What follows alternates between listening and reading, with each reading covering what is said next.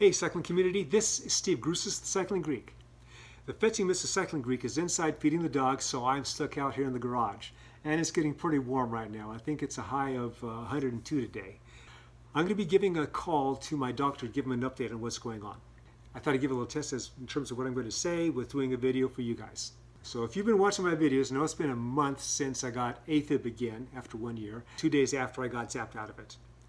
A week and a half after I got zapped out of it, I went off of my beta blocker. Now, I just didn't go off of it on my own. I called up my doctor and said, this is what I want to do. He left an opening when I saw him last because he was saying that I was taking so little beta blocker. It was 25 milligrams of this particular type that I'm taking once a day, that it was more homeopathic. He asked me if I wanted to go off of it at the time, and I didn't want to. I just got off Afib, and so I didn't want to change too many things. I was a little nervous about that, so I stuck on it. But a week and a half later, I'm thinking, I'm feeling all these things in my heart all the time. So if I go off of my beta blocker, is that going to improve? I called them up and said, okay, I'm going to go off. And they said, okay, give us a call in a couple of weeks and let us know how you're doing. So a number of areas. First is the feelings in my heart.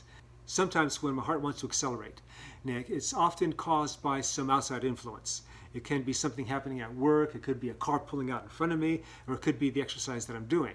So it's almost like sometimes it's kind of like an empty feeling, maybe like it skips a beat. Usually when I know it's going to happen or I have an idea it's going to happen, I'm doing this and I'm not seeing a skip beat. Maybe one time I did, but other than that, no. It's almost like it's priming the pump that it wants to accelerate. And when I'm working out, when I'm starting to ramp up, let's say I'm going up a small climb and my heart rate's going to go up to here, sometimes I'll feel it on the way up. And when it comes back down and then comes up for another little climb, I won't feel it again. I usually won't feel it again.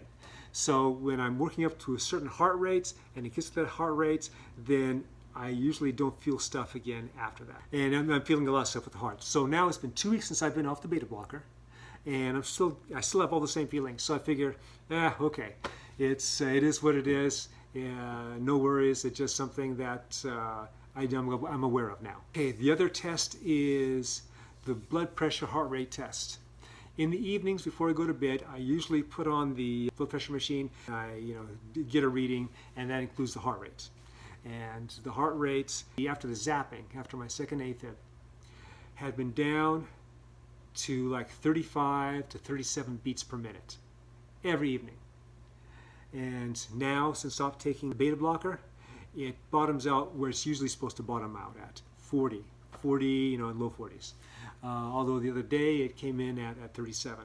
I don't know if the beta blocker is the reason for that. It could be that during that time I was a lot more rested, and so my heart rate was dropping more as opposed to being a little higher because I'm working out all the time.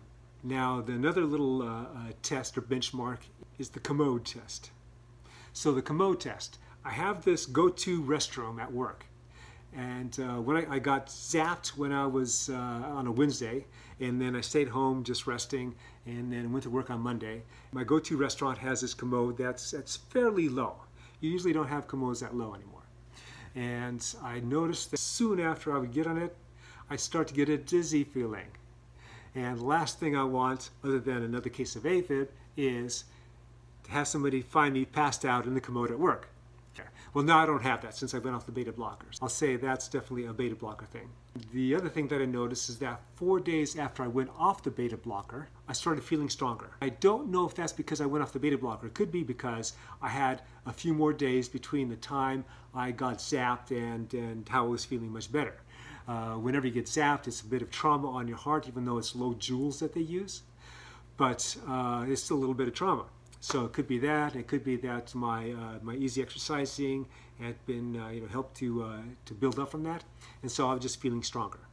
Since then, my workouts have gotten a little stronger. I actually started to do HIIT type of workouts, high intensity interval training, and I started with my first set on a climb the other day. So I did 3 1-minute max efforts, pretty much max efforts. With 4 minutes of somewhat easy spinning between. After the third one, I was pretty tired, and I figured, hey, I got a lot of time, no need to push stuff.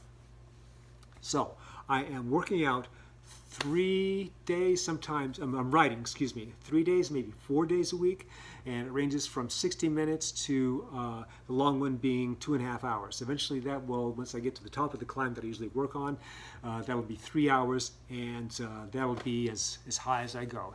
No more, it's going to be racing now, obviously, and no more ultra training. And that is assuming that the ultra training is what was causing the problems, and based on the data that we have, I'm thinking that's the case for me. So on those other days when I'm not riding, I'm taking walks, or I'm in the gym and I'm doing push-pull leg splits. I think that's about it. Remember, comment, like, subscribe, and for those of you that have had Afib or have Afib and are exercising, let me know how you're doing. Let me know the things that you're going through. Put your comments below. That's why we have a comment section. The Cycling Greek.